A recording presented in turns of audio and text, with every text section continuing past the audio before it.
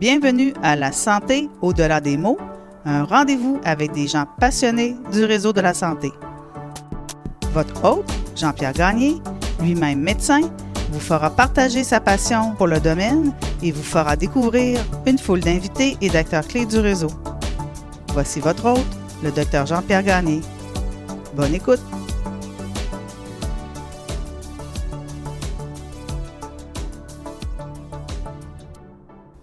Bonjour, mon nom est Jean-Pierre Gagné et bienvenue à ce nouvel épisode du balado La santé au-delà des mots. Aujourd'hui, c'est un épisode un peu particulier puisque je n'aurai pas d'invité. Il s'agit en fait d'un épisode d'introduction à une série sur l'aide médicale à mourir sur laquelle je travaille depuis l'automne et au cours de laquelle j'ai reçu une dizaine d'invités pour discuter de ce sujet fort délicat. Vous pourrez vous demander pourquoi l'aide médicale à mourir. Eh bien, cela vient du fait qu'en début d'aventure du balado La santé au-delà des mots, j'ai invité Mme Véronique Yvon à participer et elle a accepté immédiatement.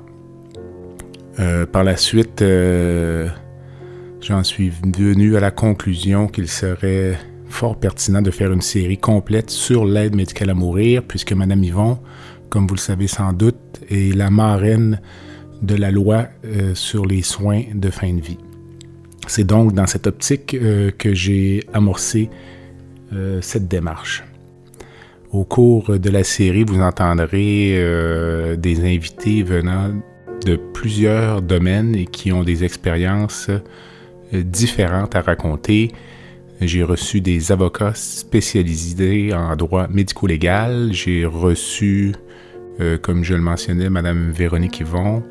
J'ai reçu des médecins, pharmaciens impliqués dans l'administration de ce soin. J'ai reçu un gériatre éthicien qui vous présentera une vision un peu différente de l'accès à l'aide médicale à mourir. Et j'ai également rencontré des gens qui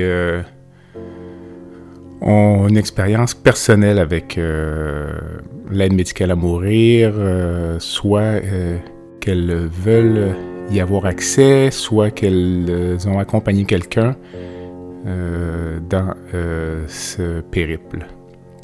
Mon premier invité a été maître Jean-François Leroux, qui est avocat spécialisé en droit médico-légal à Montréal. Maître Leroux a commencé sa carrière chez Ménard-Martin il y a quelques années avec 3 associés. Il a quitté la firme Ménard-Martin pour ouvrir une nouvelle boîte qui s'appelle MedLégal.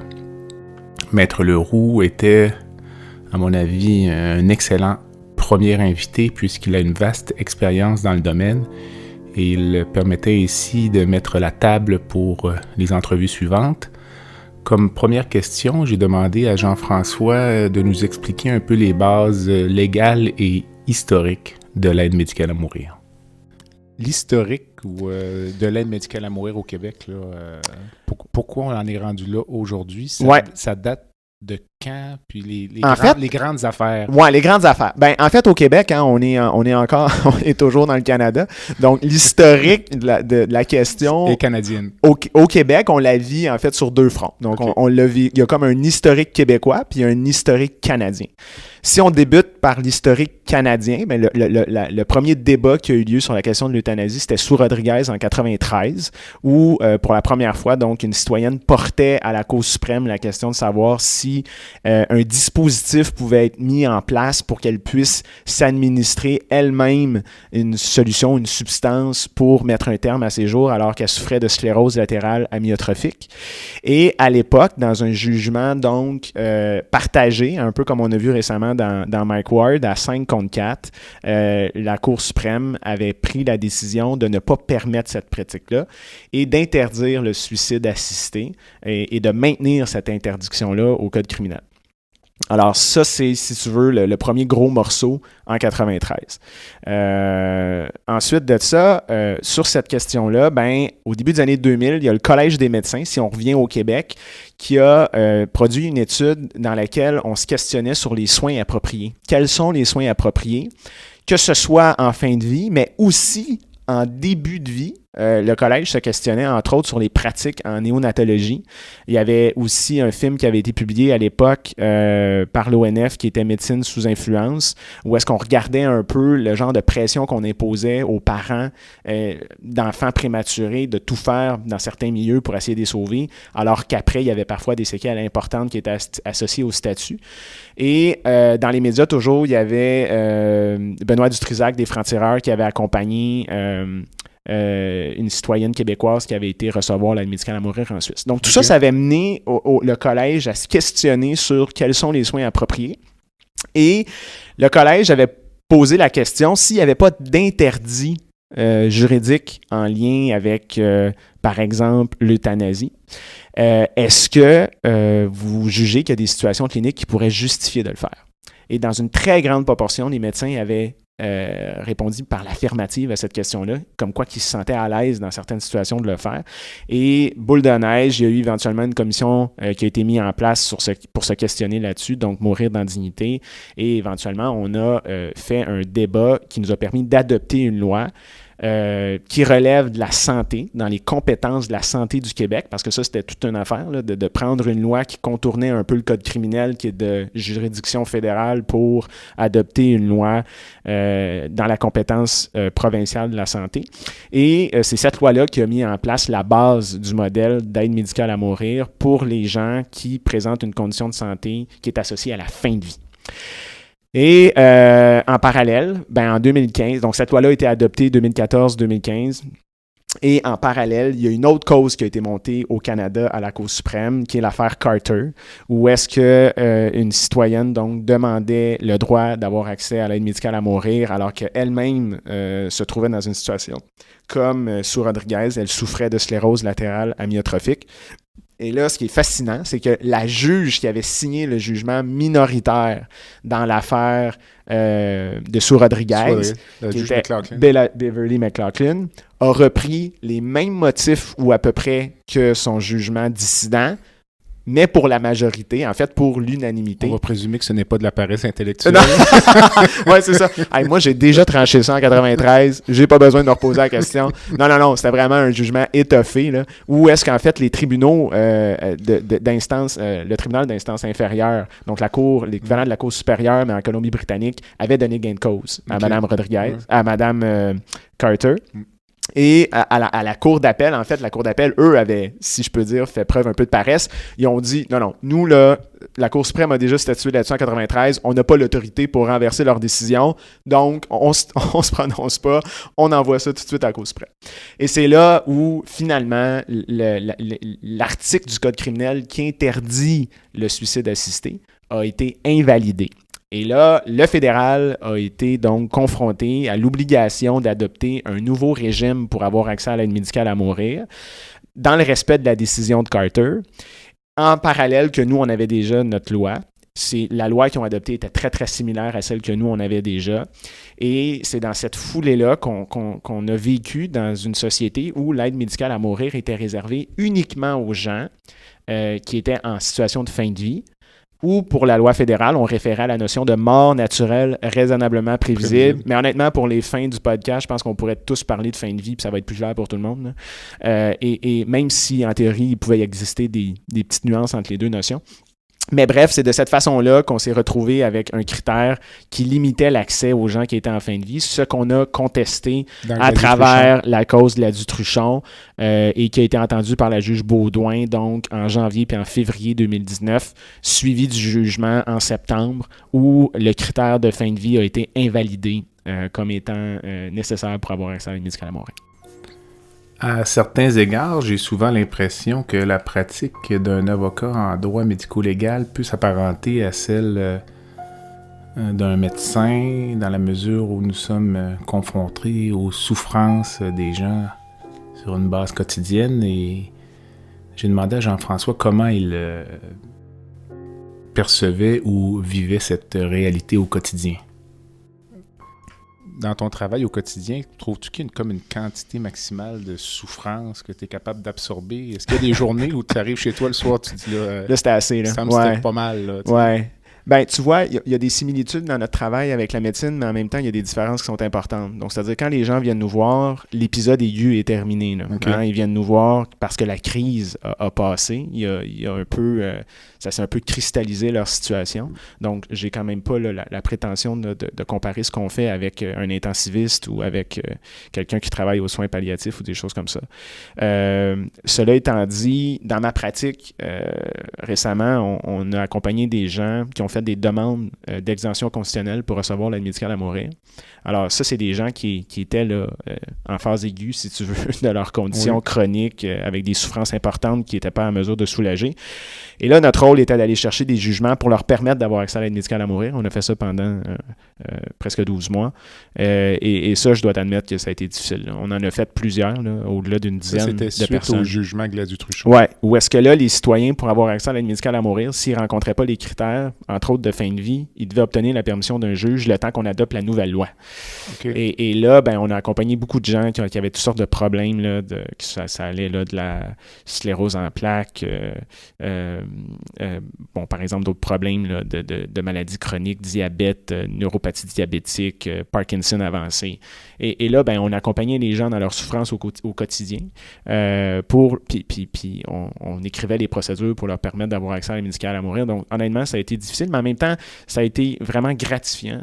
Alors que chaque jugement obtenu, on percevait un niveau de reconnaissance qui n'avait pas de commune mesure avec ce qu'on pouvait recevoir, puis on fait pas ça pour ça, là, mais de la part de nos autres clients, par exemple, dans des causes de responsabilité médicale. Okay. Alors, le niveau de gratitude qu'on percevait des gens qu'on accompagnait dans leur demande d'aide médicale à mourir, c'était très impressionnant à recevoir et ça légitimait, je pense, l'ensemble de la démarche puis du processus, de voir à quel point c'était important pour eux de partir de cette façon-là au moment choisi par eux. Alors, ça a été... mais oui, il y a des... Tu sais, je dois t'admettre qu'il y a des moments où j'ai dit à ma conjointe, là, tu sais, bon, là, honnêtement, vivement le week-end. Là. Ceux qui connaissent le concept de mon balado, La santé au-delà des mots, savent que je demande tout le temps à mes invités quelles personnes ils aimeraient rencontrer dans le monde, qu'elles soient vivantes ou décédées, et voici la réponse de Jean-François. Écoute, j'aurais le goût de commencer. Bon, on va t'en nommer quelques-unes. Premièrement, décédé, là, il faudrait absolument rencontrer Sue Rodriguez. Il faudrait rencontrer Sue Rodriguez pour lui dire que son débat initial de 93, ben, elle l'a gagné. Ça a été long, mais elle l'a gagné. Ça, pour moi, ce serait quelque chose d'important. Ma deuxième invitée a été Madame Véronique Yvon, que plusieurs d'entre vous connaissent, qui est députée de Joliette depuis 2008 et qui est vraiment identifiée dans la population comme étant la marraine de l'aide médicale à mourir. Alors, Madame Yvon a été d'une générosité extraordinaire au cours de l'entrevue. Et l'une des premières questions que je lui ai demandées portait sur la genèse de ce projet de loi. Ben, en fait, j'ai eu une grande chance, c'est que j'ai porté ce projet-là, je dirais, presque dès mon arrivée en politique. Hein. Ça faisait, pour la petite histoire, là, ça faisait 1 an que j'étais élue députée quand moi, j'ai décidé de parler à ma formation politique de l'importance, je pense, d'aborder cette question-là en favorisant le débat le moins partisan possible, en faisant participer les experts et la population. Et bref, Mme Marois, qui était ma chef, a eu une très belle ouverture par rapport à ça. Et j'ai donc déposé une motion pour créer une commission spéciale. J'étais dans l'opposition, j'avais, comme je vous dis, à peine 1 an de vie politique dans le corps. Donc, est-ce la chance du débutant où les astres, cette fois-là, étaient bien alignés pour que les choses atterrissent? Mais bref, tous les partis ont accepté de commencer ce débat-là. Je suis devenue vice-présidente de cette commission-là. J'y ai travaillé pendant plus de 2 ans avec des députés de toutes les formations. Donc, quand on a déposé notre rapport avec 24 recommandations consensuelles et tout, j'avais été très, très investie là, jusqu'à rédiger des parties complètes du rapport là, pour faire état du consensus et tout. Donc, j'avais déjà ce bagage-là et la vie a fait qu'à peu près 1 an Après le dépôt du rapport, il y a eu un changement de gouvernement. J'ai été nommée ministre des Services sociaux et Mme Marois m'a confié donc la responsabilité de la suite, donc de la question des soins de fin de vie. Ça fait que j'avais déjà le bagage. On avait un peu une recette. J'étais toujours d'accord, évidemment, avec ce que j'avais écrit 1 an avant dans le rapport. Et ben, c'est formidable parce que quand tu es ministre, ben là, tu as vraiment les outils pour faire atterrir une réforme de cette envergure-là. Mais comment ça fonctionne? Je vous dirais que dans l'appareil de la fonction publique, hein, il y a toujours 2 types de projets.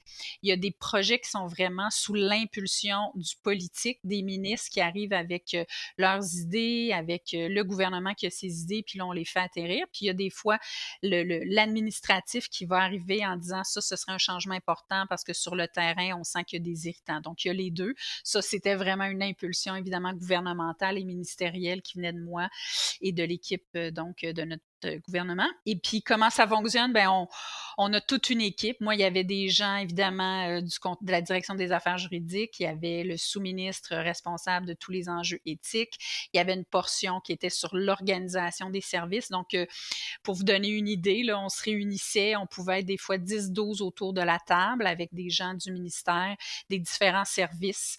Puis là, on passait à travers, puis je leur donnais mes orientations, puis on travaillait sur les irritants, blablabla. Là, après, on dépose un projet de loi, on va en consultation, on améliore le projet de loi, on l'étudie article par article, et finalement, il devient loi.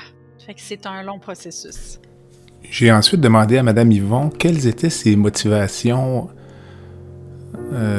personnelles, les raisons pour lesquelles elle s'était attardée ou penchée sur le dossier de l'aide médicale à mourir à toute fin pratique depuis ses tout débuts en politique, à la fin des années 2000, début des années 2010. Non, il y a plein d'étages de raisons, je vous dirais.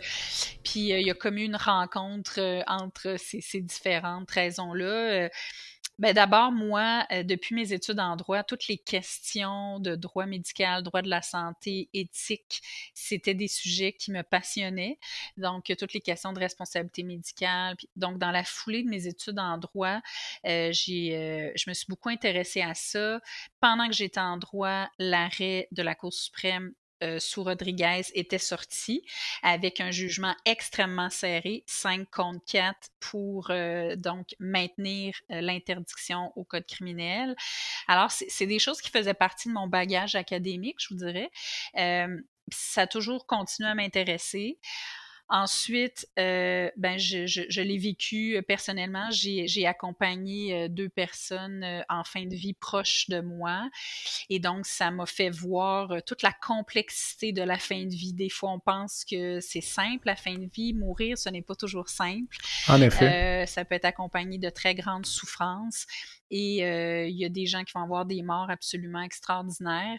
On va réussir à bien endiguer leur souffrance. Et il y a des gens qui, même avec les meilleurs soins, le meilleur accompagnement, vont continuer à souffrir.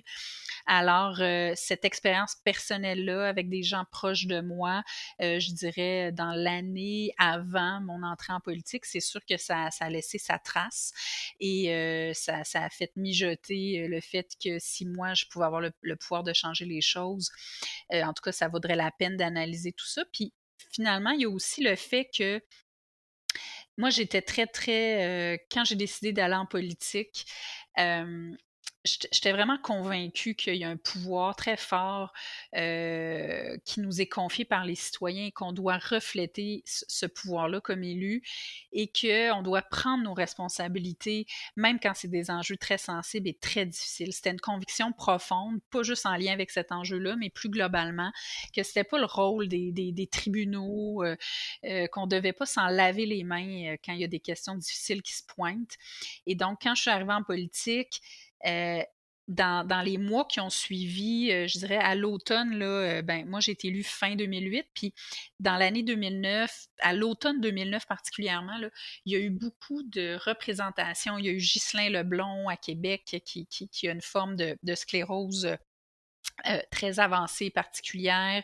Il y a eu le Collège des médecins qui est venu dire que ses membres pouvaient être face à des situations très difficiles, qui a produit un rapport sur les soins de fin de vie, les possibilités d'offrir une aide à mourir.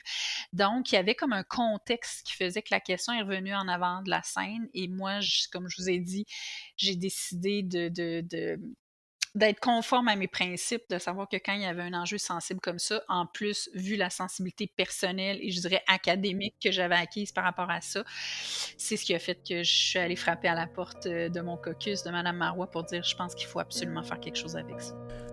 Ma dernière question à Mme Yvon, que je vous présente aujourd'hui, portait sur la réponse des gens autour d'elle, dans le milieu politique ou autre. Je lui ai demandé si elle avait été victime de pression, de menaces ou de commentaires négatifs.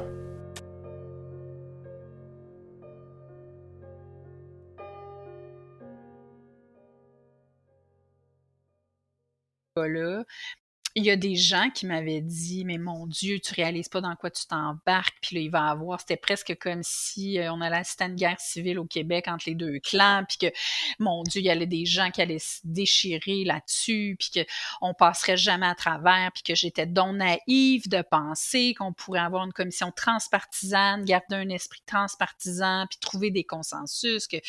Donc vraiment, là, c'est ça. Il y a des gens qui disaient on y arriverait jamais. Et puis finalement, nous, on a vraiment fait le pari avec Jeff Kelly, qui était mon premier président, là, avec qui j'étais vice-présidente, Okay. tout ça, de vraiment avoir une commission très ouverte. On essayait de toujours faire passer un pour, un contre, un à la suite de l'autre pour favoriser le débat. Puis ça a vraiment bien marché. Des fois, évidemment, on entendait des choses absolument ignobles, mais en même temps, il n'y a personne qui a pu dire qu'il avait été muselé.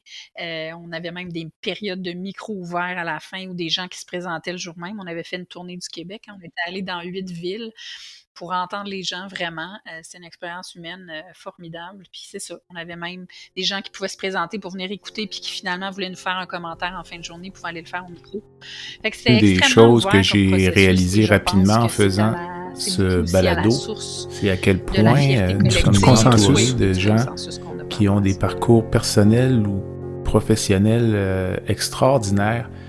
Et une de ces premières rencontres a été Marc Parent, qui est pharmacien au CHU de Québec. Marc est un collègue au niveau professionnel, également un partenaire sur la patinoire, et son expérience avec l'aide médicale à mourir et le témoignage qu'il m'a donné sont vraiment touchants.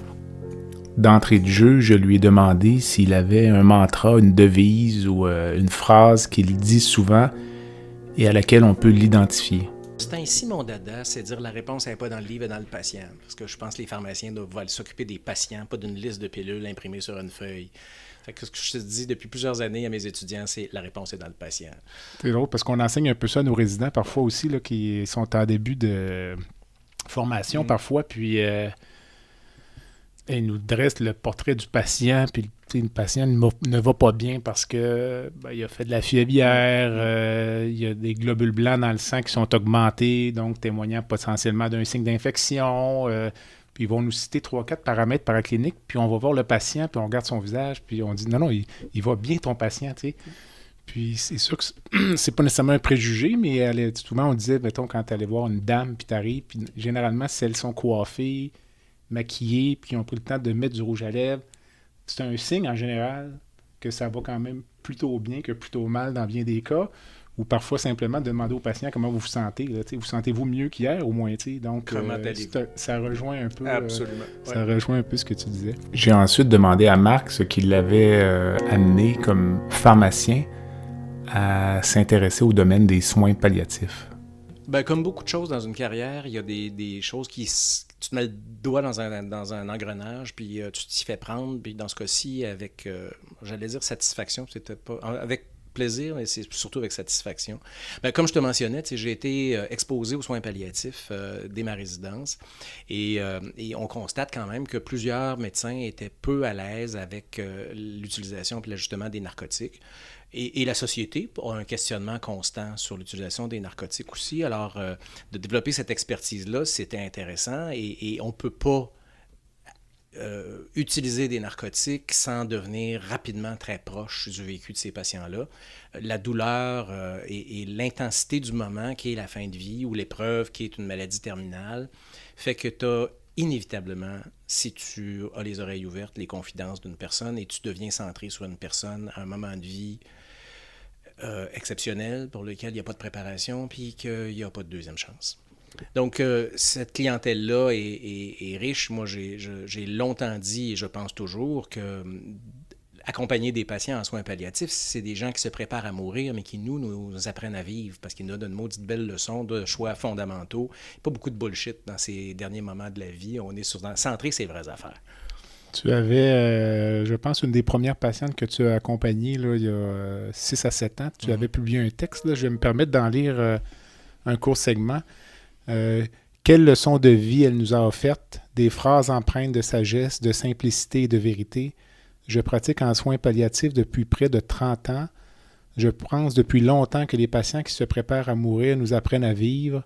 Les patients qui demandent l'aide médicale à mourir sont en train de m'apprendre à mourir, simplement parce que mourir fait partie de la vie, qu'on le veuille ou non. C'est aussi naturel que de venir au monde. Ces personnes sont prêtes.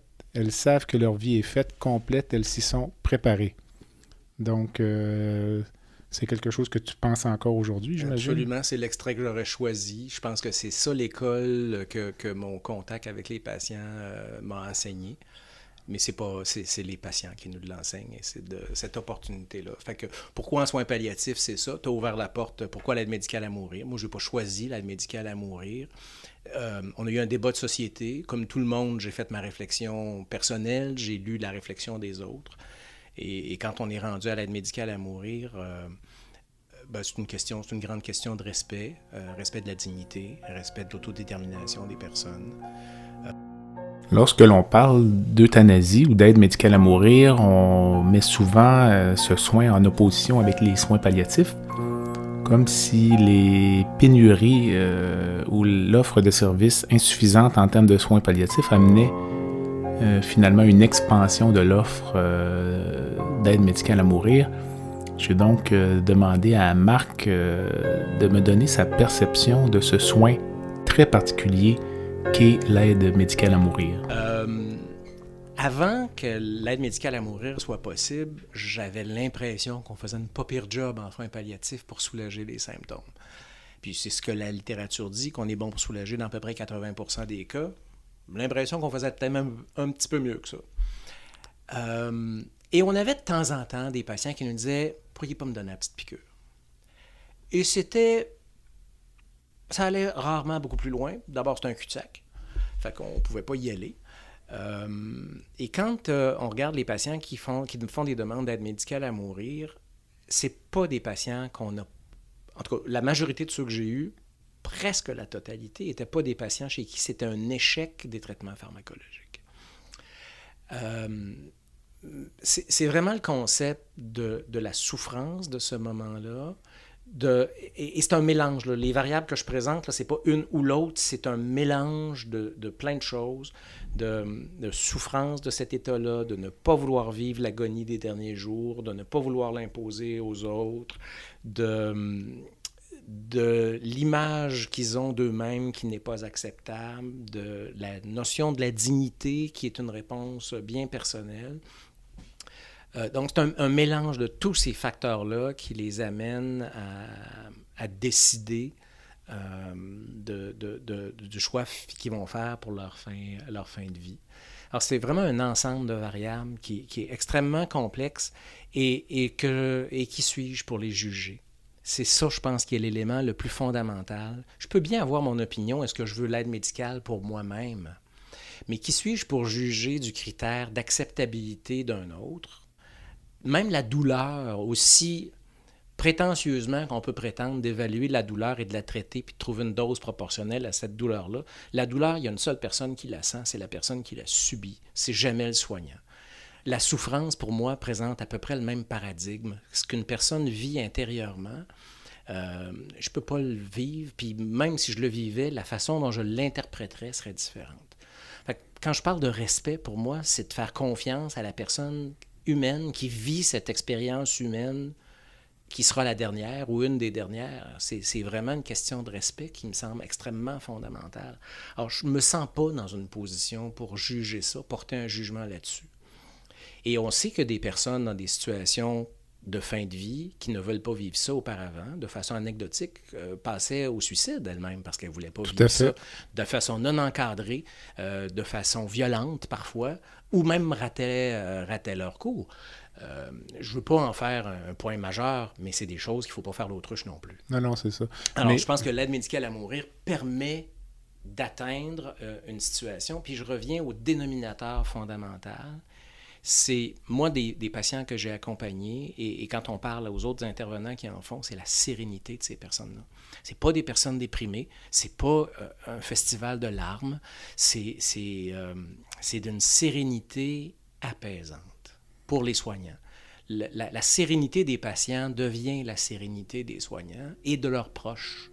Et pour moi, c'est ça qui est le trait unificateur, extrêmement porteur et extrêmement parlant.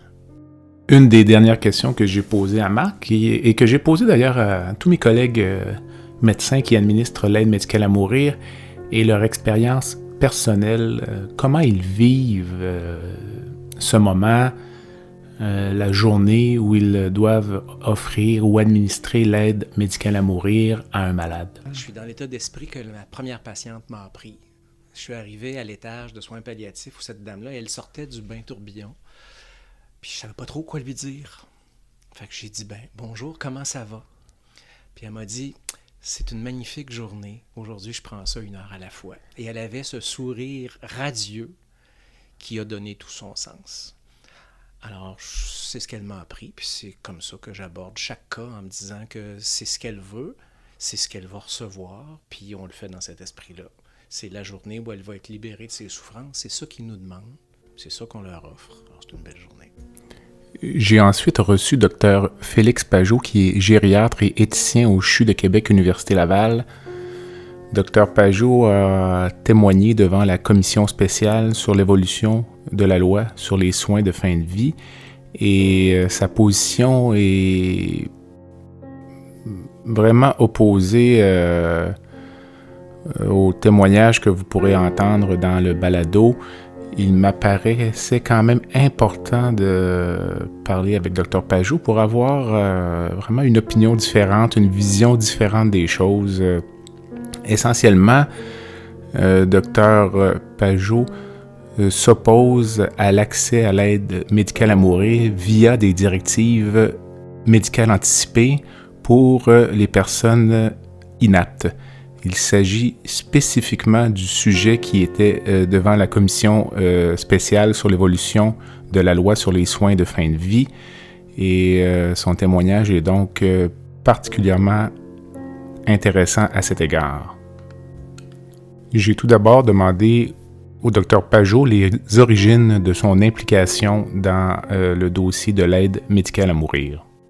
Puis j'ai écouté l'entrevue du ministre Bonnardel là, qui avait parlé que lui, sa mère, il l'avait vu dans un état terrible, puis que la démence était une maladie terrible, puis pour lui, c'était une bonne chose de mettre fin au jour de sa mère.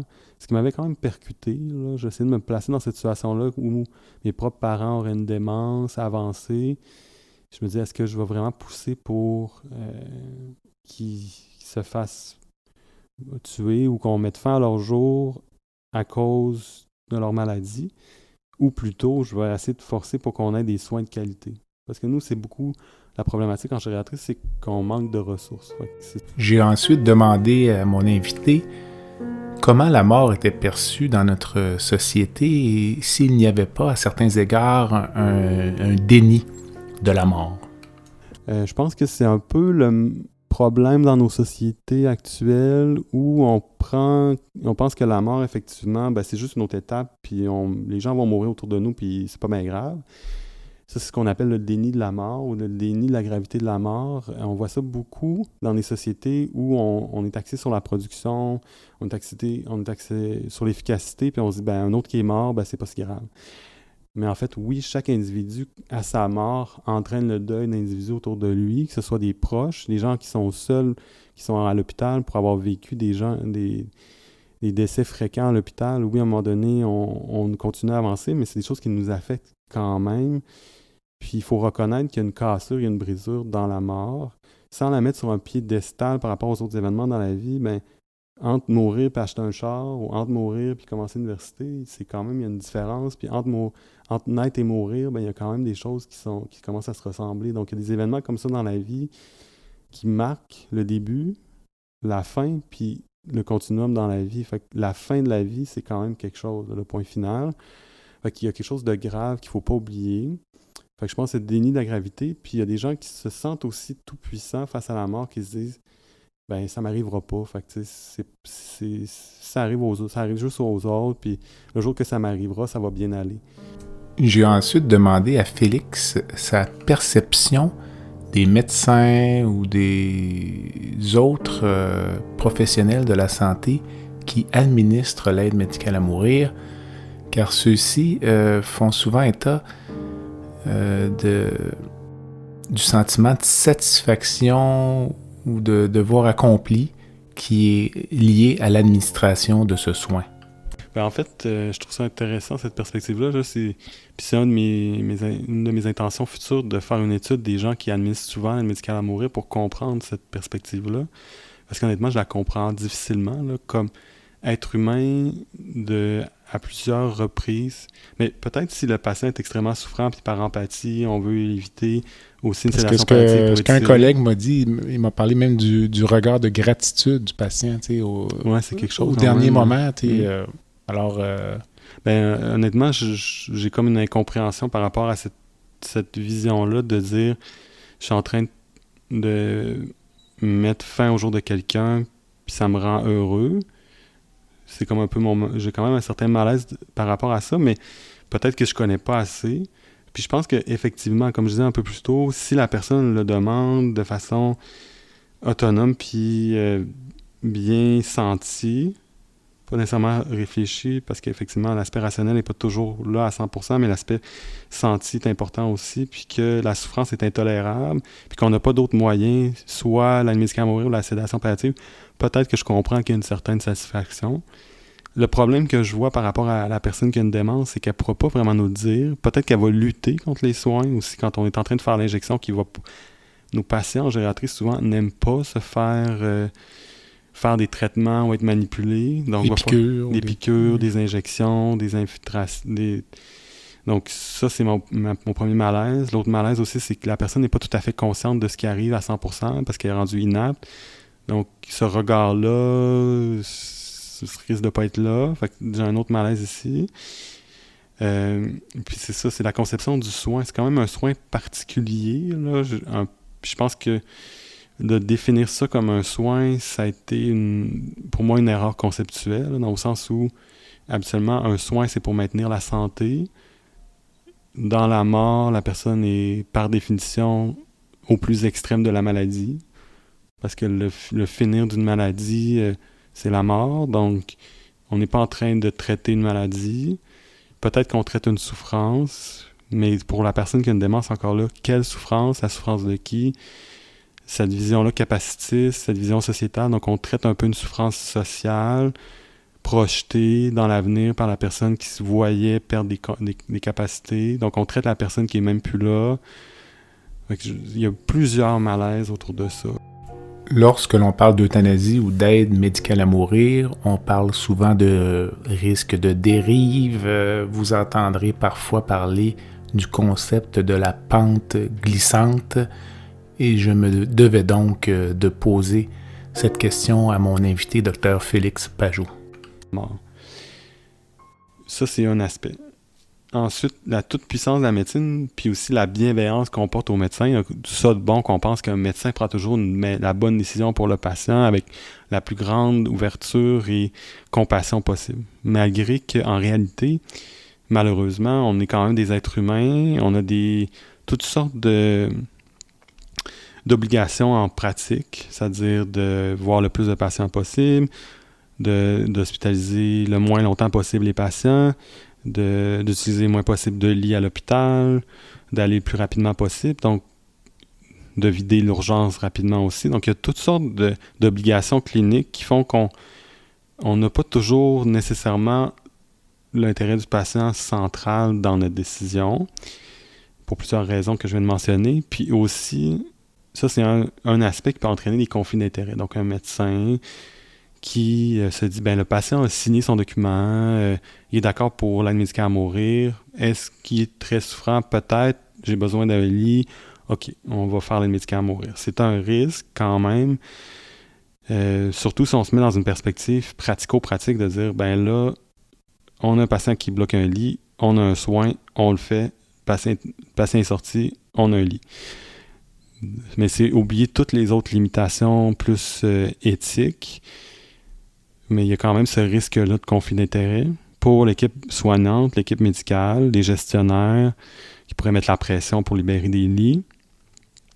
Pas pour mal faire, pour avoir des soins pour d'autres patients, mais quand même, il y a un risque de dérive à ce moment-là ou un risque de conflit d'intérêt évident. En début d'épisode, je vous mentionnais, à raison d'ailleurs, que Mme Véronique Yvon était perçue comme la marraine du projet de loi sur l'aide médicale à mourir. Eh bien, du côté médical, j'oserais prétendre que mon invité suivant, le docteur Alain Naud, est une figure emblématique dans ce domaine, puisqu'il s'est impliqué immédiatement dans ce dossier et dans la défense des patients qui demandent l'accès à l'aide médicale à mourir.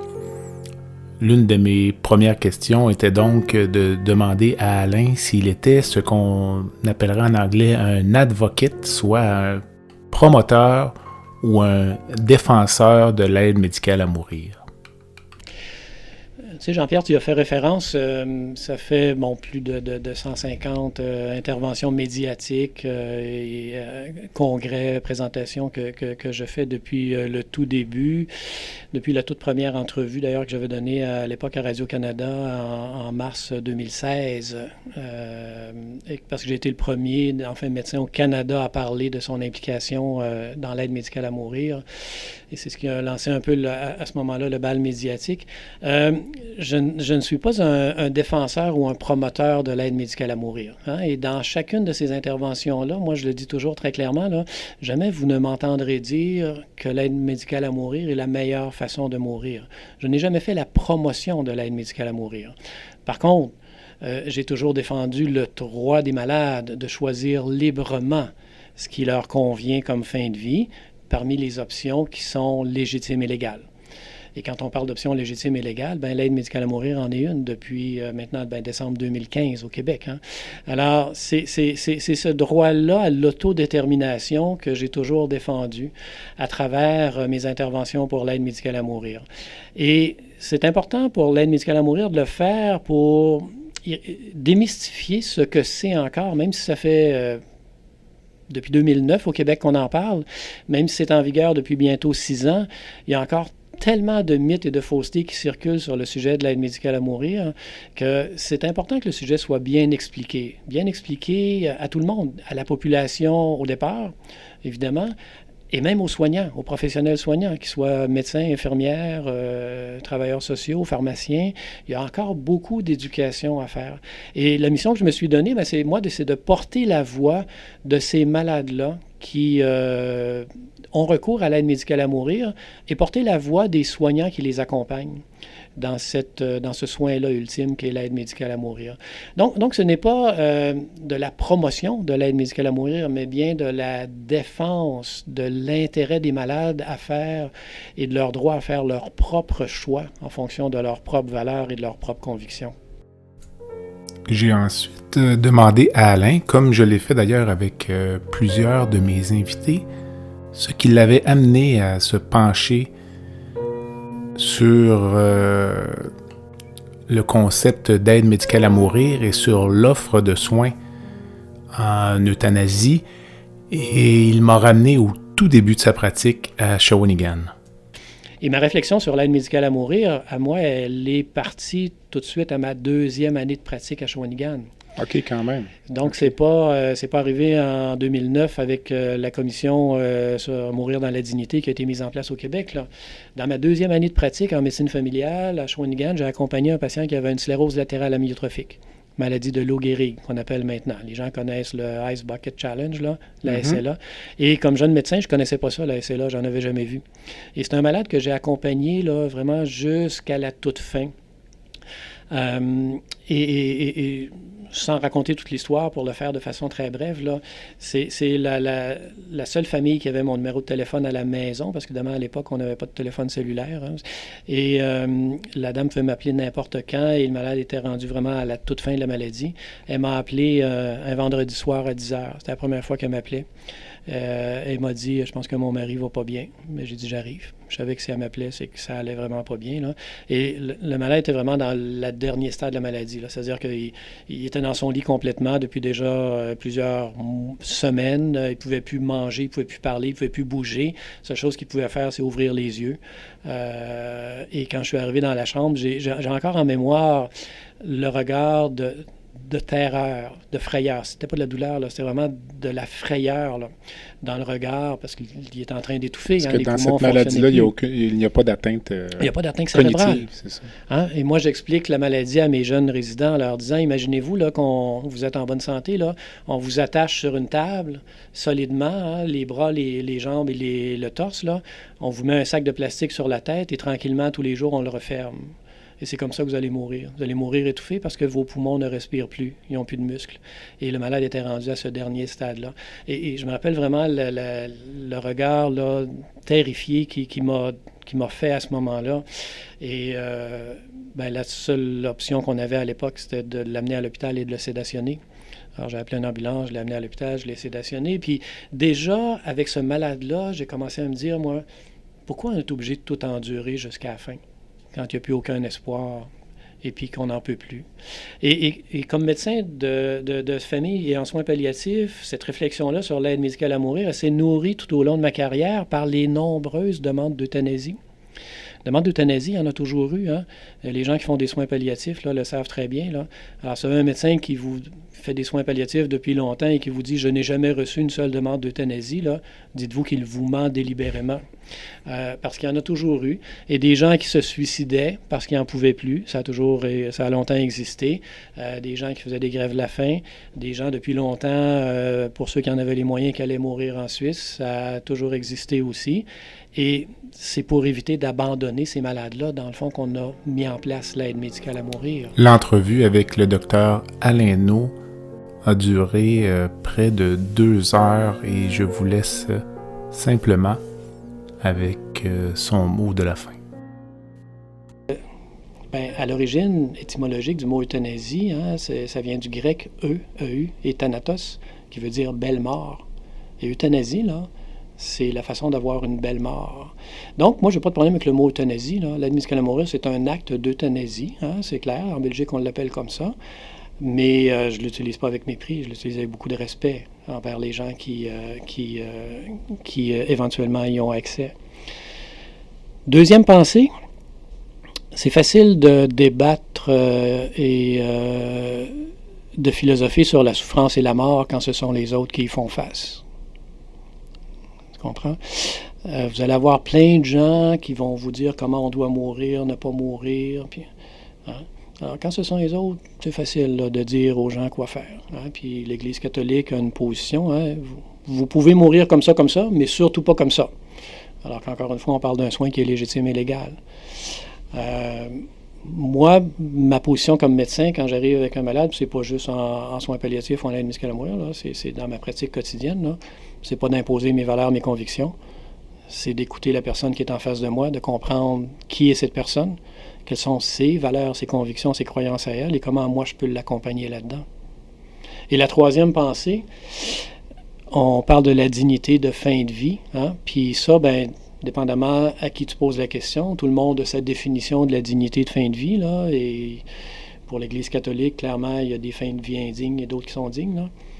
Alors que pour moi, je ne sais pas c'est quoi la dignité de fin de vie, puis j'ai pas de définition de ça. La seule chose que je sais, c'est que la seule fin de vie digne, c'est celle qu'un malade va choisir librement pour lui-même, en toute connaissance de cause et en toute liberté, avec ses propres valeurs, croyances et convictions, et pas en fonction des croyances, convictions du personnel soignant ou de l'établissement dans lequel il est hébergé. Et pour moi, c'est la seule fin de vie qui est digne, peu importe le choix que le malade fera parmi les options qui sont disponibles. On prend une courte pause et on revient avec la suite des invités reçus dans le cadre de cette série spéciale sur l'aide médicale à mourir. À tout de suite. Le podcast La santé au-delà des mots est une présentation du groupe conseil Beauchamp, Beaulieu, Dessureau, Toupin de la financière Banque nationale Gestion de patrimoine. Comme nous croyons que la santé financière fait partie de la santé globale, nous sommes heureux de nous joindre au Dr Jean-Pierre Gagné pour vous souhaiter une bonne saison de La santé au-delà des mots. Tu veux lancer ton propre podcast mais tu ne sais pas comment t'y prendre? Pas de problème. Mouton Marketing peut t'accompagner de la conception au lancement. Envoie ton idée de podcast à bonjour@gomouton.com, bonjour@gomouton.com. L'univers du podcast t'attend.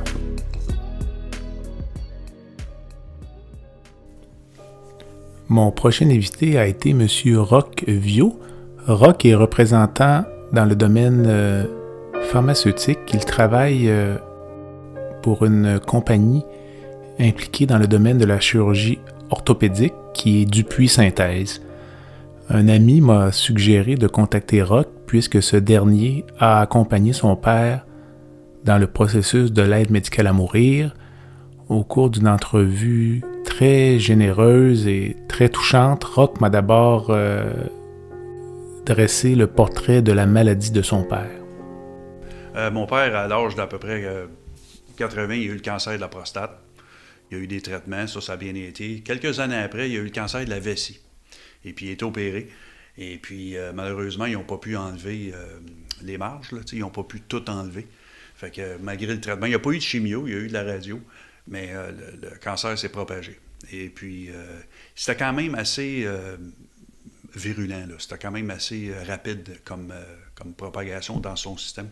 Okay. Et puis, c'est pas autant de la douleur, lui, qui l'affectait, c'est qu'il était fatigué, puis il se sentait pas bien. Là, là. Et puis, suite à son opération de la vessie, quand ils l'ont enlevé, là, on parle d'enlever la vessie au complet avec un sac urinaire. Avec un sac, oui. Okay. Il y a eu un phénomène de... Peut-être tu pourras m'aider sur le terme, là, mais c'est comme déprogrammation. À cause de l'anesthésie, de la chirurgie, il était un peu déconnecté. Okay. Il mangeait plus. Il dormait tout le temps. Il ne savait plus quelle heure qu'il était, quel jour qu'il était. Il était mêlé. Ça a pris plusieurs mois. Genre de délirium, peut-être? Ou Un peu, oui. Okay. Et puis, c'est sûr qu'il y avait des antidouleurs. Avant de tomber malade, il était... Ah non, il complètement était intellectuellement absolument, parfait. Il était très, très... Là, il a quel âge quand... Là, à ce moment-là, il avait 83. OK, près, donc sur un horizon de 3 ans à peu près, toute cette maladie-là. C'est ça. Et puis, ça a été difficile, ça, pendant plusieurs mois. C'était très inquiétant, il ne mangeait pas, il n'était pas lui-même. Tu sais, là, c'était comme devenu une autre personne qui... Puis tout d'un coup, grâce à ma mère, qui a finalement, en bon français, pété une crise, là, elle s'est écoulée devant lui, disant « Je suis plus capable, je ne sais pas qu'est-ce que tu as. » Puis là, lui, ça l'a réveillé. Il s'est mis à manger immédiatement. Et puis, il est devenu comme plus lucide. Il a fait quelques mois comme ça. Et puis moi, depuis plusieurs années, à tous les dimanches, je faisais un souper chez moi avec mes parents. Puis c'était, vu que mon père était malade, surtout à la fin. Là. On est en quelle année, là? Ça fait 3 ans de ça. Okay. 4 ans. Donc, quelques années après que l'aide médicale à mourir soit devenue légale. C'était relativement nouveau. Là, moi, je connaissais pas personne qui avait fait ça dans mon milieu. Là. Okay. Personne ne connaissait quelqu'un là-dedans qui avait fait ça. Puis à tous les dimanches, je faisais un souper chez mes parents, chez moi pour mes parents. J'appelais mon père le jeudi. Je lui disais, qu'est-ce que tu as le goût de manger dimanche? Fait que là, il disait, c'était tout le temps la même chose. Steak, roast beef ou de l'agneau. C'était un homme à viande. Un dimanche soir, il vient souper chez nous. J'avais fait des gros steaks comme qu'il aimait, puis il n'a pas mangé. Il regardait sa viande, puis il mangeait pas. Fait que je suis allé m'asseoir avec lui dans un autre petit salon, puis j'ai dit, t'as pas de l'air filé. Fait là, il dit, je suis vraiment... Là, il dit, je suis tanné. Là. Il dit, je suis pas vivant, je suis en vie. OK. Tu sais, je vis pas, je suis juste en vie. Il dit, c'est horrible. Il dit, je peux rien faire excepté juste survivre. Tu sais, là, il dit, je suis tout le temps, j'ai mal partout, je suis tout le temps fatigué, tout ça. Puis, fait que, À ce moment-là, son cancer est métastatique. oui. Et puis, on sait qu'il y a une fin, on ne sait pas quand. OK. Il est lucide. Il n'est pas souffrant, là, plié en deux, mais il prend quand même des pilules pour la douleur. Il n'a pas faim, il ne mange pas, il faiblit, tout ça. Fait que là, ça, c'est un dimanche soir. Le lundi matin, vers 10h le matin, ma mère m'appelle en pleurant, puis elle dit, ton père vient juste de signer le papier. Fait que j'ai dit, quel papier? Fait qu'elle dit, l'aide à mourir. OK. Fait que là, tu sais, un peu par surprise. Fait que je dis, OK, je m'en viens. Fait que j'arrive à la maison, puis là, je dis, Pac, c'est quoi, là? Fait que non, il dit, là, je suis décidé. Il dit, ça arrête là. Fait que je dis, OK. J'ai dit, tu sais, on respectait. On avait déjà parlé, là, tu sais, là. Puis lui, il a toujours dit ça, depuis 20 ans. Tu sais, là, il a toujours dit, moi, je ne traînerai pas à souffrir et à faire souffrir les autres.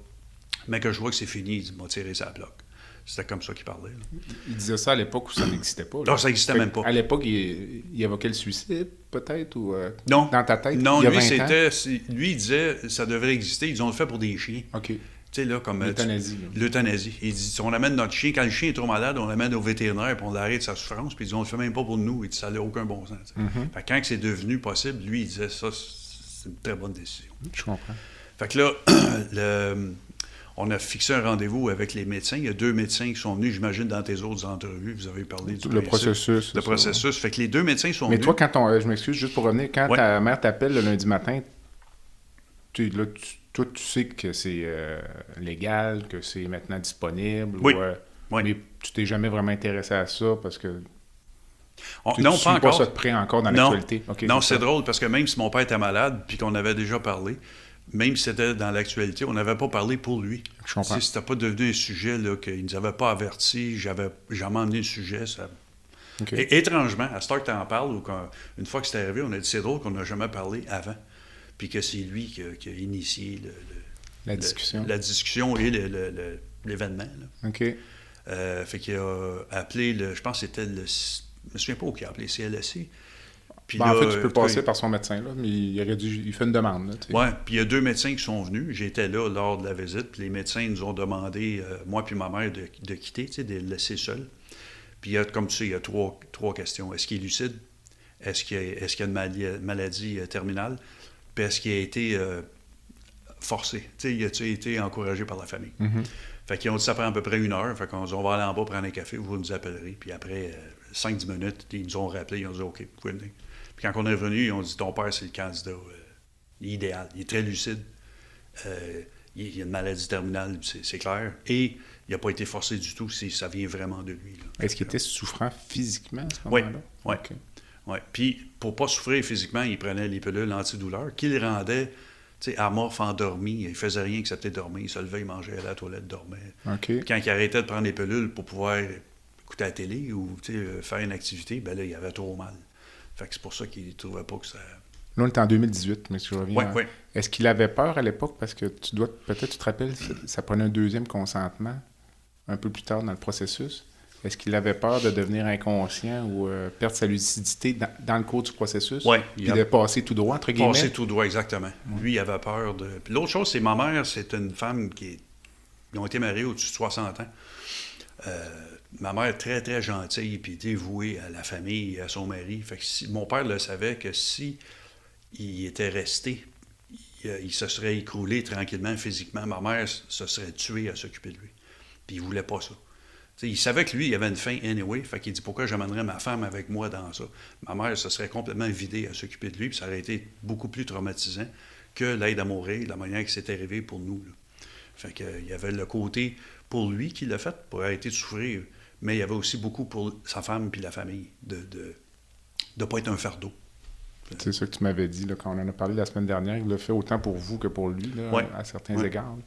Est-ce que les soins palliatifs ont été une option? Il était déjà, entre guillemets, en soins palliatifs, mais une maison de soins palliatifs plus traditionnelle, des soins là, palliatifs plus traditionnels? C'était une option, mais ça, il ne voulait rien savoir de ça. Okay. Là, ça ne tentait pas d'aller mourir tranquillement dans une autre maison.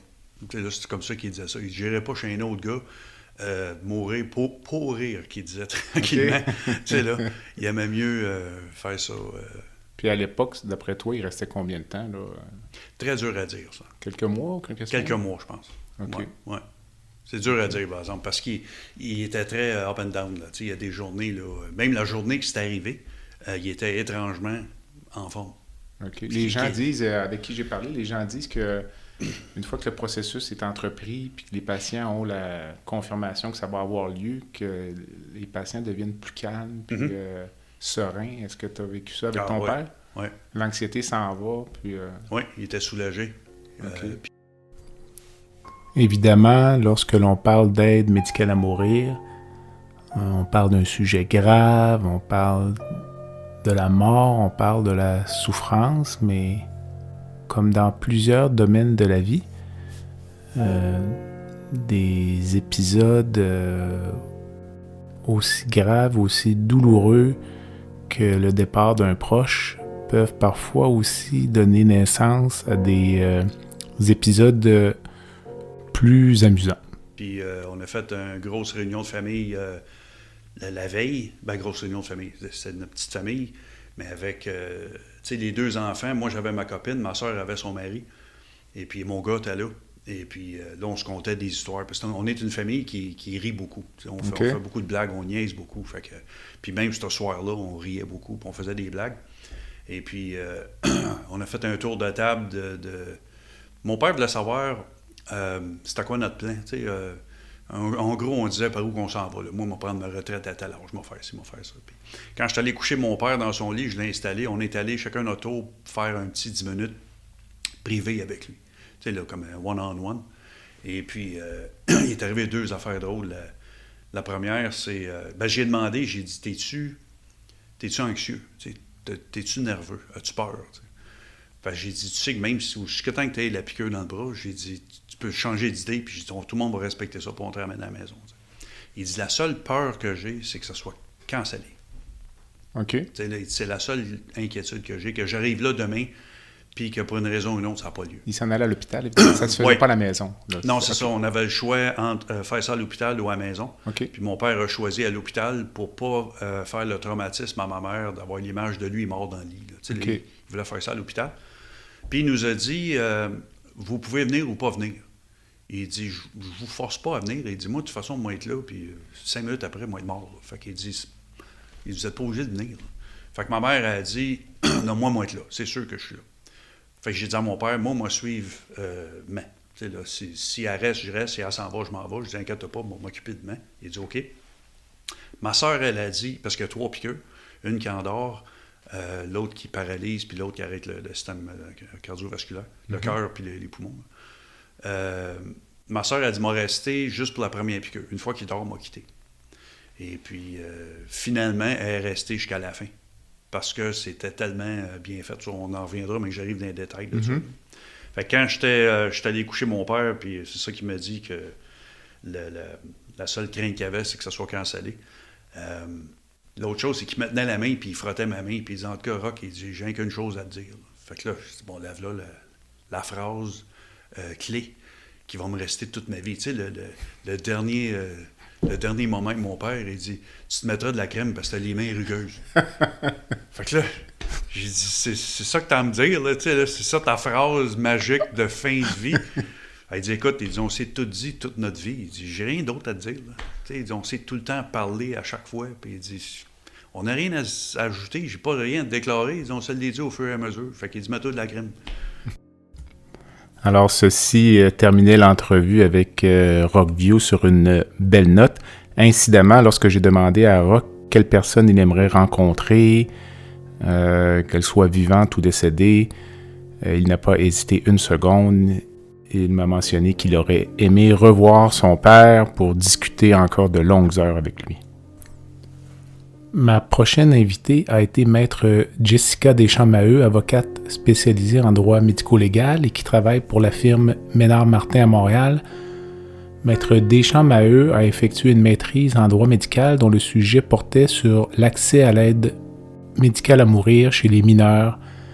Il s'agit d'un sujet qui m'apparaît encore plus délicat tout ce que nous avons pu traiter dans le cadre de ce balado, mais il m'apparaissait quand même important d'aborder ce sujet. L'entretien a d'abord été, dans un premier temps, l'occasion de revoir les balises du consentement aux soins chez les mineurs au Québec.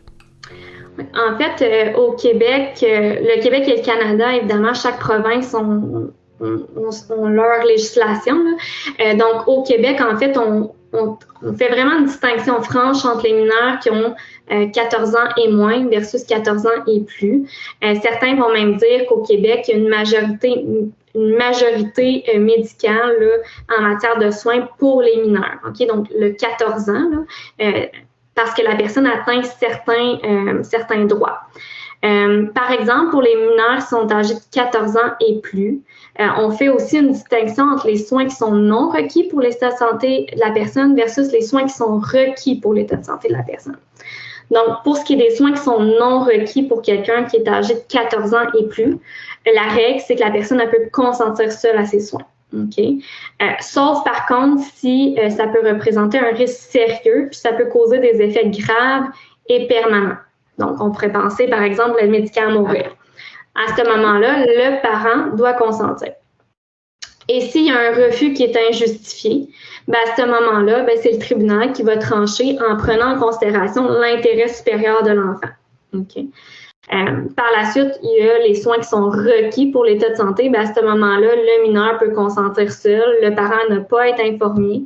Puis évidemment, dans tous les cas, on va vérifier si le mineur est en mesure de pouvoir prendre une décision. Donc, les règles d'aptitude qu'on va faire pour un majeur vont être vérifiées, même si c'est un mineur, là, dans un cas d'un soin qui s'est requis pour l'état de santé. Ensuite, pour ce qui est des mineurs qui sont âgés de 14 ans et moins, ben la règle, c'est tout simplement que c'est le titulaire d'autorité parentale qui va prendre les décisions. Donc, c'est un petit peu, il n'y a pas vraiment de différence entre les soins requis et non requis. La seule distinction, c'est au niveau des soins non requis. L'autorisation du tribunal, encore une fois, peut être nécessaire si le refus est injustifié du parent. Donc, il y a vraiment si le parent, ça pourrait être dans l'autre sens aussi, si le parent demande un soin aussi qui est non requis aux yeux du médecin. Oui, on peut exactement. Penser à des soins ou de la chirurgie esthétique à la limite peut-être. Oui, les chirurgies esthétiques, les soins qui sont non requis pour l'état de santé, ou souvent on va le voir dans des cas de témoins de Jéhovah, arrêt de transfusion sanguine, puis tout ça. Le refus des transfusions, là, c'est ça. Exactement. Donc ça peut être quelque chose aussi qui va faire l'objet de contestation là, devant les tribunaux. Là. Puis, pour les mineurs, ben, on a ce qu'on appelle l'émancipation. Là. Donc, à partir de 16 ans, un mineur peut demander d'être émancipé de ses parents. Donc, quand on parle, il y a la simple émancipation et la pleine émancipation. La simple, ben, c'est tout simplement dans certains droits de leur exercice civil. Là, donc, ça ne met pas fin à la minorité. Là, donc, il n'est pas traité comme un majeur. Alors que la pleine, ça rend le mineur capable, comme s'il était majeur. Donc, un mineur qui est pleinement émancipé pourrait prendre des décisions seul, sans que le parent ait à être consulté. Là. Donc, c'est quand même quelque chose qui est important là, pour l'émancipation pleine, là, alors qu'on parle clairement de mineur. Donc, quelqu'un qui est émancipé pleinement, il peut avoir des droits qu'un autre mineur n'aurait pas. Là. J'ai ensuite demandé à Maître Deschamps-Maheu de m'entretenir sur 2 pays où l'aide médicale à mourir est permise chez les mineurs. Il s'agit de la Belgique et des Pays-Bas. En fait, ces 2 pays, ça fait quand même longtemps là, que la loi a été encadrée. Puis d'ailleurs, notre modèle québécois-canadien est basé là, sur ces deux pays-là. Essentiellement, c'est le même principe. Ça ressemble là, vraiment beaucoup. Là. Donc, aux Pays-Bas, tant aux Pays-Bas qu'en Belgique, on demande que la personne ait des souffrances qui sont intolérables et incurables, découlant d'une maladie qui est grave et incurable, sans perspective d'amélioration. Le pronostic de fin de vie n'était pas un critère et n'a jamais fait l'objet d'un critère, contrairement à ici. La seule nuance, en fait, qu'il y a, c'est par rapport à l'âge. Donc, aux Pays-Bas, la personne elle doit être âgée minimalement de 12 ans, alors qu'en Belgique, la loi en Belgique elle est entrée en vigueur en 2002. Puis en 2014, on a ajouté les mineurs. Okay? Donc, les mineurs, eux aussi, peuvent faire l'objet d'une demande pour bénéficier, je vais appeler ça de l'aide médicale à mourir, là, même si là-bas, c'est l'euthanasie.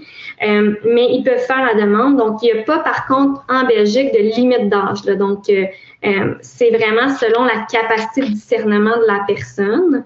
Puis, il y a des conditions particulières, par contre, pour les mineurs. Comparativement aux majeurs, les mineurs doivent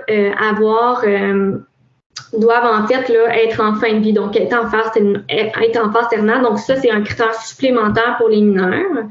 Puis également, là, en Belgique, si on regarde en Belgique, le parent aussi va être consulté. On demande aussi l'opinion d'une équipe médicale, donc d'un psychologue indépendant ou un pédopsychiatre, dans le cas là, où est-ce que ça concerne un mineur. Aux Pays-Bas, on fait une distinction, le critère c'est 12 ans, mais on fait quand même une distinction entre les 12 à 16 ans et les 16 ans et plus. Donc, les 12 à 16 ans, le consentement du parent est exigé, alors que pour les 16 à 18 ans, le parent il doit être tout simplement informé de la décision. Et il y a encore une fois l'équipe multidisciplinaire qui évalue la demande là, du mineur pour s'assurer justement du consentement. Là. Si vous suivez le dossier de l'aide médicale à mourir dans les médias, vous connaîtrez ma prochaine invitée. Il s'agit de Sandra de Montigny. Sandra est porteuse de la forme familiale de la maladie d'Alzheimer. Elle a vu son père mourir de cette maladie dans des conditions difficiles et c'est pour cette raison qu'elle milite pour l'accès à l'aide médicale à mourir chez les patients atteints de démence via des directives médicales anticipées. Sandra ainsi que sa fille Daphné ont témoigné à la commission spéciale sur l'évolution de la loi concernant les soins de fin de vie. Le mandat de cette commission était d'étudier les enjeux reliés à l'élargissement de l'aide médicale à mourir pour les personnes en situation d'inaptitude et les personnes souffrant de problèmes de santé mentale. Il importe de mentionner que la commission a déposé son rapport entre le moment où l'entrevue avec Sandra a eu lieu et le moment où vous l'entendrez, à la grande joie de Sandra et de beaucoup de personnes dans sa situation. La commission a recommandé qu'une personne majeure et apte puisse faire une demande anticipée d'aide médicale à mourir à la suite de l'obtention d'un diagnostic de maladie grave et incurable menant à l'inaptitude. Cela étant dit, je vous ramène à l'entrevue que j'ai eue avec Sandra qui a été fort touchante et empreinte d'émotion, notamment lorsque je lui ai demandé de me relater les circonstances dans lesquelles elle avait appris à son fils Sacha son diagnostic de maladie d'Alzheimer. Mais là, il me restait Sacha, le plus petit, qui est le plus émotif des trois. Puis lui, en tout cas, selon les deux autres, lui, il voyait rien aller. Puis lui, j'ai retardé. Quelques semaines, j'étais pas capable. Je me disais, aïe, aïe. Je me disais, je vais briser sa vie de jeune enfant. Là. Tu sais, c'est comme... C'était vraiment intense. Puis finalement, à un moment donné, j'ai dit, ben là, il faut que tu pètes la piscine, là, puis que ça se fasse. Parce que je suis pas à l'aise de cacher des trucs. Je suis pas bien là-dedans. Fait que... Puis là, à un moment donné, je l'ai pris dans mes bras, tu sais, puis genre, j'étais allongée, je faisais une sieste, je sais pas quoi, puis j'ai dit, viens, on va se coller un peu. Là, je me suis mis à flatter ses cheveux, puis j'ai dit, il faudrait que je te parle de quelque chose. Puis là, j'ai fini par lui dire, tu sais, Sacha, là, la maladie de papy, là. Il dit, oui. Tu sais, papy qui oubliait des choses, puis tout ça. Il dit, oh oui, je le sais. Ben, il dit, tu sais, j'ai passé des examens, puis moi aussi, j'ai la maladie de papy. Et là, écoute, le cri qui est sorti de sa bouche, là, c'est... Bon, là, je vais me mettre à pleurer, là. Mais il a crié un non super fort. Puis là, il s'est précipité, genre, il s'est pitché sur ma bédaine, dans le fond. Puis il pleurait en criant non, non, non, non. Puis là, j'ai flatté les cheveux, puis on pleurait toutes les deux. Puis c'était vraiment... Ça a été un moment vraiment très déchirant. je me sentais coupable, malgré que je sais que c'est pas de ma faute, c'est pas moi qui ai décidé de mes gènes, là, mais je me dis, mais quelle sorte de vie d'adolescent puis de jeune adulte qui va vivre, là, lui, à travers tout ça. C'est épouvantable qu'il aille à vivre ça. En même temps, c'est pas de ma faute, mais ça n'empêchait pas que j'aurais tout fait pour éviter ça dans sa vie puis dans celle des autres aussi, mais c'est pauvre petit, il était petit. Il avait quel âge? Il avait 12 ans. Un peu plus tard, j'ai demandé à Sandra qui elle aimerait revoir. J'aimerais ça revoir mon père. Ouais. J'aimerais ça lui demander comment ça va en haut. J'aimerais ça qu'il puisse me dire comment il s'est senti. Parce qu'on voyait juste à travers ses yeux, tu sais, c'était pas... il était plus capable de verbaliser. Puis souvent, je me suis dit, si il était conscient pour me dire telle affaire. Mais j'aimerais ça s'il était capable aujourd'hui de me le nommer. Parce que j'ai pas de doute que c'était souffrant, mais ça me donne encore plus de force pour travailler, pour permettre l'aide médicale à mourir en me disant, c'est vrai que ça n'a vraiment pas de bon sens. Pour ceux qui le souhaitent, tu sais. Probablement qu'il me donnerait 2-3 mots d'encouragement en plus. Mon avant-dernier invité a été le docteur Éric Poirier. Éric est un ami. Il est chirurgien-oncologue au CHU de Québec, Université Laval. Sa pratique est essentiellement axée donc sur le traitement des patients atteints de cancer, cancer du sein, cancer du foie et cancer digestif supérieur. Éric est également l'un de ceux qui s'est intéressé et qui s'est impliqué dans le dossier de l'aide médicale à mourir depuis les tout débuts. Oui, exact. Je pense que c'est en partie ça date de loin, ça date de mon passé comme préposé aux bénéficiaires. Je voyais des situations où des gens étaient vraiment dans un état cognitif avancé, au sens des démences avancées, des gens, je trouvais que je trouvais pas qu'ils avaient une très grande qualité de vie. J'ai nourri des patients à la seringue avec des purées. J'ai vu des jeunes patients, par exemple, accidentés avec des traumatismes crâniens sévères. Et ça faisait longtemps, je trouvais qu'il manquait une façon digne de pouvoir terminer sa vie. Il y a eu des films comme Les Invasions barbares, tout ça qui ont touché le sujet, mais ça m'a toujours toujours trouvé ça particulier qu'on puisse pas adoucir sa propre mort. OK. Et c'est un peu ce qui s'est présenté. Alors et par rapport à l'oncologie, pour moi, c'est la suite logique d'une bonne partie de notre pratique, qui est une pratique, comme tu as dit, surtout dans le contexte métastatique, de donner une qualité de vie aux patients le plus longtemps possible, mais il faut aussi que la fin ait une qualité. Puis pour plusieurs personnes, de pouvoir choisir maintenant cette éventualité-là, pour moi, c'est une façon de se rendre jusqu'au bout des soins là, avec les patients. Pour Éric, une des raisons importante qui justifie l'existence de l'aide médicale à mourir est d'offrir l'opportunité aux malades atteints d'une maladie terminale de choisir le moment et de pouvoir partir donc dans les meilleures conditions possibles. Oui, je me souviens d'un patient, entre autres, un jeune patient, début cinquantaine, qui avait un cancer du côlon métastatique. Et il a décidé, puis là, l'aide médicale à mourir était pour arriver, puis il était très hésitant. La loi arrivait tout juste. Puis, à la dernière minute, il a décidé d'aller à la maison Michel Sarrazin, qui est un excellent endroit qui donne d'excellents soins palliatifs. Et moi, j'ai revu sa conjointe parce qu'elle est revenue me voir et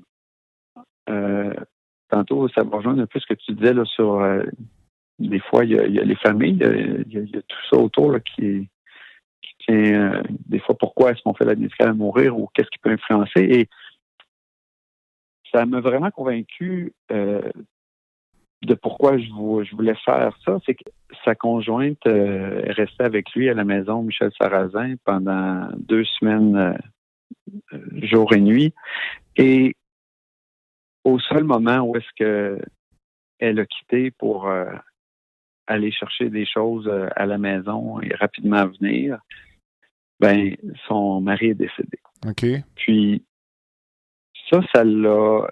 elle est venue me reparler, puis durant qu'il était là-bas, il a reparlé à plusieurs reprises que finalement, il aurait aimé ça, s'il avait eu accès, il aurait probablement pris l'aide médicale à mourir. Puis c'est ce concept-là d'être capable de dire au revoir aux gens qu'on aime au moment qu'on choisit. C'est un des points importants, moi, que je trouve de l'aide médicale à mourir.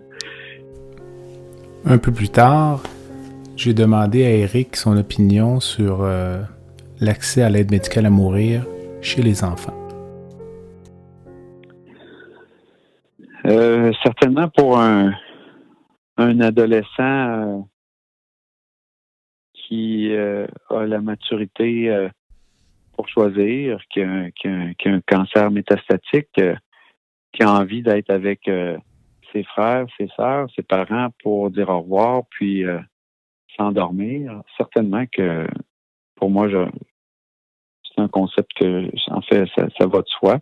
Je pense que ça revient encore à l'aptitude à consentir. On a mis, il y a des âges qui sont faits pour le consentement. À un moment donné, il faut mettre une balise. Ça inclura, il va toujours avoir des exceptions. Il va y avoir des plus jeunes, plus matures, puis des plus vieux, moins matures. Mais bon, si on s'en sort pas, il faut mettre à un moment donné un âge. Pour les plus jeunes, en fait, en néonatologie, c'est un peu faire une aide médicale à mourir par procuration avec les parents. Consentement substitué, oui. Oui, c'est ça. En fait, effectivement, c'est le terme, par consentement substitué. Encore là, pour ma part, si c'est bien entouré, bien fait, je pense que ça va arriver. On va se rendre là. Maintenant, il y a une question d'acceptabilité sociale. Te verrais-tu administrer l'aide médicale à mourir à un mineur, là, toi qui as des jeunes enfants? Là?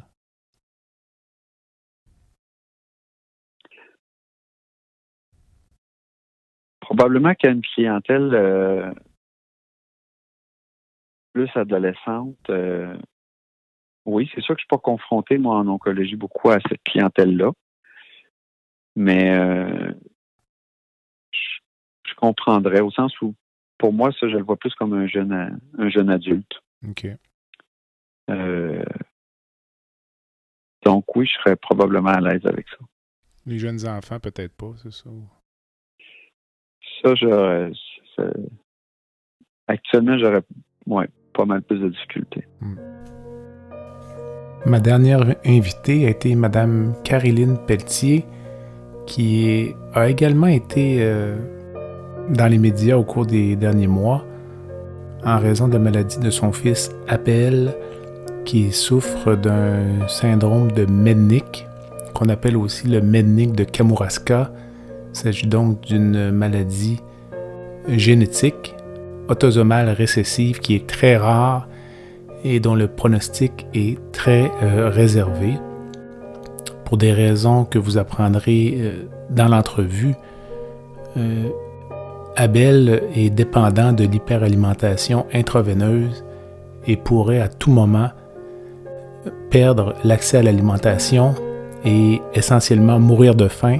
C'est dans cette optique que Caroline milite pour l'accès à l'aide médicale à mourir chez les mineurs, un sujet qui est très délicat et qu'elle aborde avec beaucoup de franchise et de lucidité.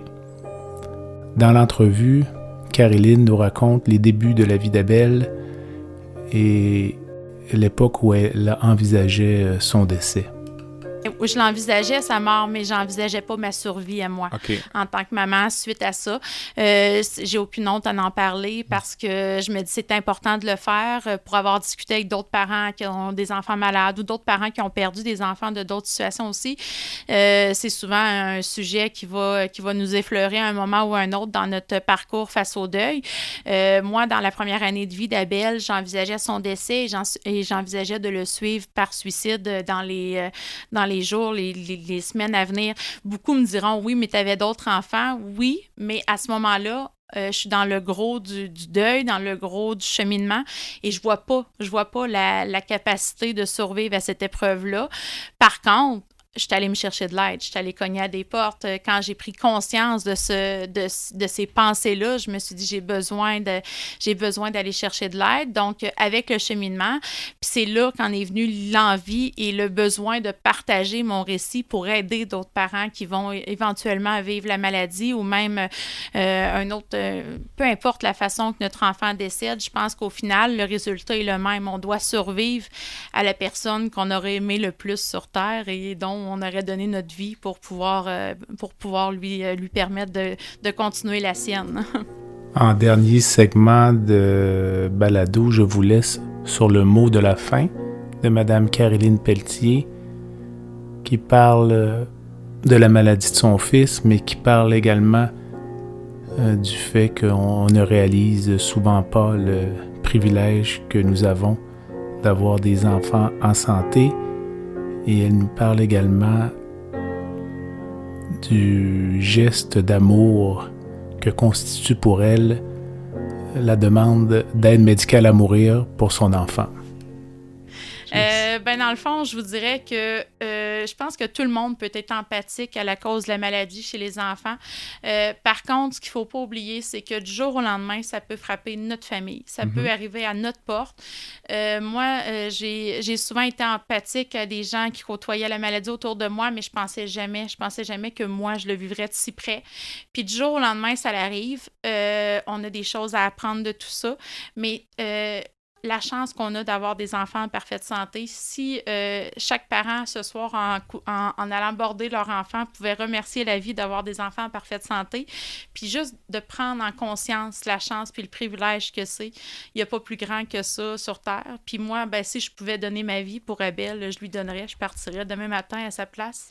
Si on me garantirait qu'il serait en parfaite santé et qu'il pourrait continuer son chemin de vie, c'est ce que je ferais. Fait que d'accepter et de réclamer l'aide médicale à mourir au niveau de mon fils, c'est que pour moi, ce que je veux que les gens retiennent, c'est que c'est la plus grande preuve d'amour que je peux donner à Abel à mes yeux. C'est d'accepter que le moment qu'il va partir, je vais, moi, avoir à vivre avec ma peine et son absence, mais lui va pouvoir avoir son moment de délivrance physique face à ses douleurs et commencer une nouvelle vie qui sera différente que celle qu'il aura eue sur Terre. Alors, ceci conclut l'épisode de présentation de la série spéciale sur l'aide médicale à mourir.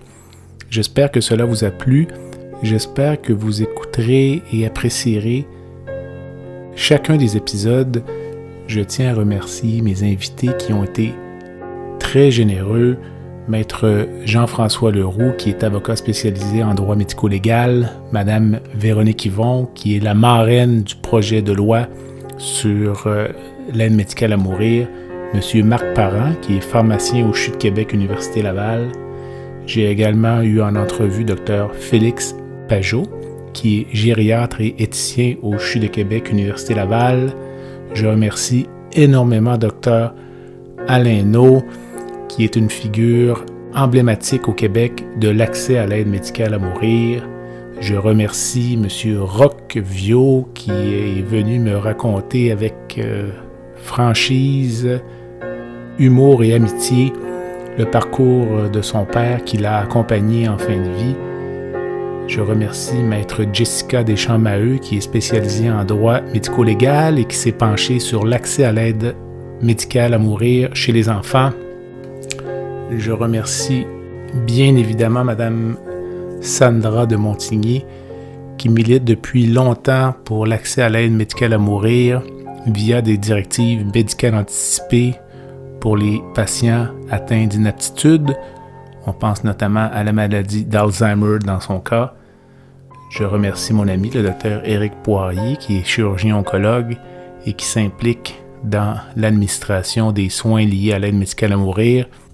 Et je remercie bien évidemment Mme Caroline Pelletier, dont le parcours de vie est particulièrement touchant en raison de la maladie de son fils Abel et pour lequel elle milite ardemment pour l'accès à l'aide médicale à mourir chez les mineurs. Sur ces mots, je vous invite donc à visiter le site web du balado qui est www.baladosanté.ca au BALADOSANTE.ca.